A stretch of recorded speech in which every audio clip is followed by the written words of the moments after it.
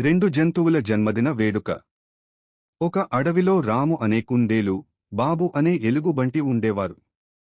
వారు మంచి స్నేహితులు. ఒకే రోజున వాళ్ళిద్దరికీ పుట్టినరోజు వచ్చేది. మొదట్లో ఎవరు ముందు వేడుక జరుపుకోవాలో అనుకుని చిన్నగా వాదన జరిగింది. రాము అన్నాడు, నా పుట్టినరోజు ముందు జరుపుకుందాం. బాబు నవ్వుతూ అన్నాడు, లేదు, ముందు నా పుట్టినరోజు.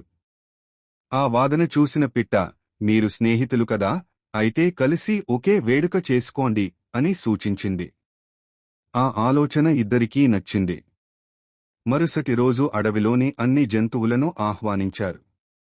పులి కేక్ తెచ్చింది, జింక పూలతో అలంకరించింది, కోతి ఆటలు పెట్టింది. కుందేలు, ఎలుగుబంటి ఇద్దరూ కలిసి కొవ్వొత్తులు ఆర్పి కేక్ కట్ చేశారు. జంతువులందరూ ఆనందంగా పాటలు పాడి నృత్యాలు చేశారు. రాము, బాబు ఒకరినొకరు ఆలింగనం చేసుకుని, మనం కలిసి జరుపుకున్నప్పుడు ఆనందం రెండింతలు అవుతుంది అన్నారు. ఆ రోజునుంచి అడవిలో ఎవరికైనా పుట్టినరోజు వస్తే అందరూ కలిసి జరుపుకునే మంచి పద్ధతి మొదలైంది.